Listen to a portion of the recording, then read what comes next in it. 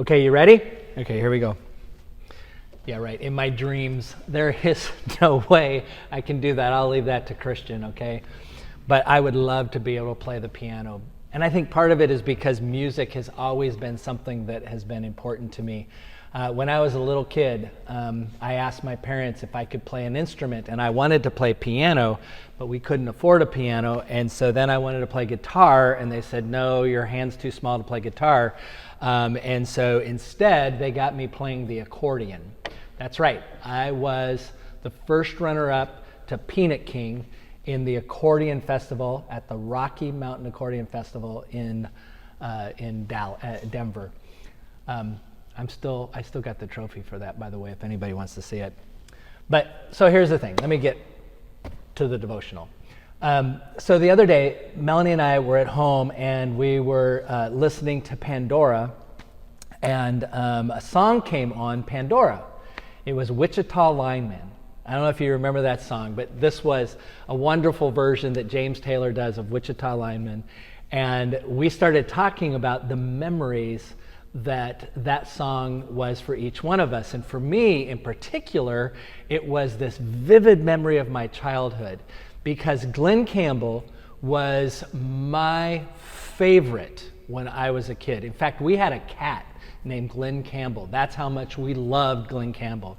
But that Wichita Lineman song, it just brought me back to those days. I was sharing with her later that the other song that really just sparks memory is an old one, and it was Come On Baby, Light My Fire. You remember that song? I know, it's a Doors song. It was odd that was one that I was drawn to, but when I was a kid, we used to go up to this cabin, and we could get this AM radio, and that song, this particular trip, was playing over and over again, and that became like this song of my childhood. That's kind of how it is with songs, isn't it? Well, not long after that, I was reading this devotional, and it was talking about how important music can be in bringing us to our memories, but even to a state of calm. The woman that was writing this particular devotional was talking about a time when she was in a hospital. And she talked about how hospitals are a place where people worry and they're stressed out, and there's so much concern. Nobody wants to go into the hospital. Everybody can't wait till they get out of the hospital. But she said while she was there, she noticed there was this muzak that was going over the speakers. And every once in a while, she would hear a different sound, a different type of music. And this one time in particular, it really stood out to her. And it was because what she heard all of a sudden was Twinkle, Twinkle, Little Star.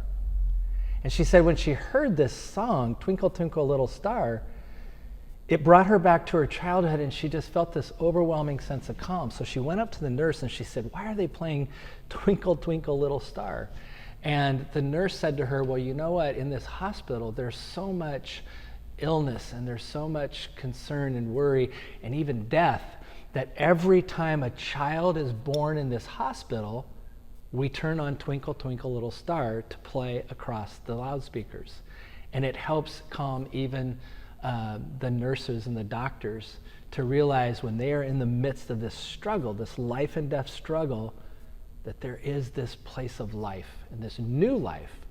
And I thought that was really cool. And so that got me to thinking more deeply about how important music is in our secular lives as well as in our sacred lives as well. I was directed to this particular verse from Zephaniah. I don't think I've ever done a devotional from Zephaniah.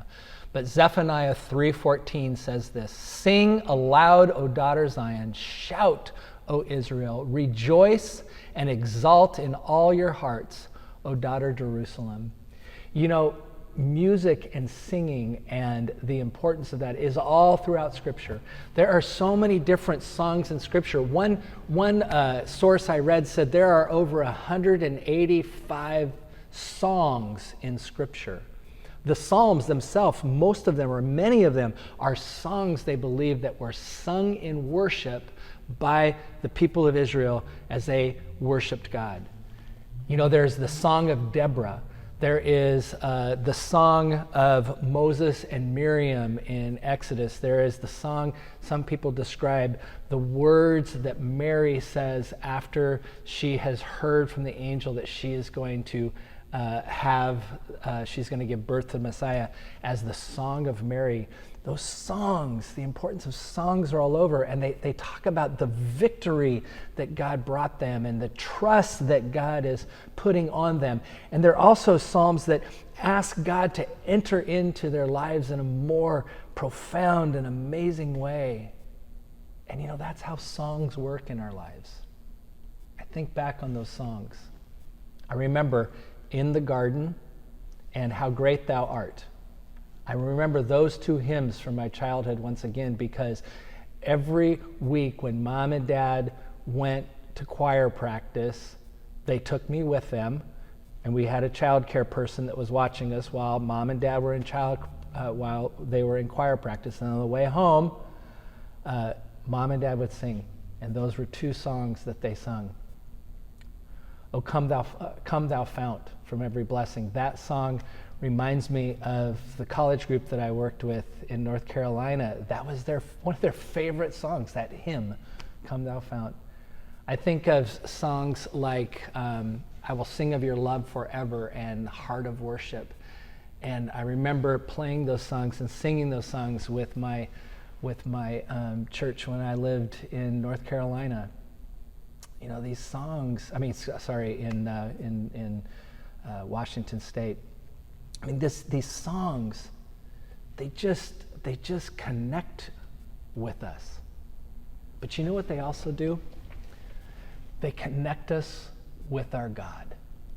They connect us with our Creator. They move emotions within us. And those words that are sung are often words that cut deep into us. So, perhaps find a time, listen to a song that has deep meaning, but do it as a prayer. Ask that God brings to mind those happy memories, or even those memories of struggle that perhaps that song helped you see through.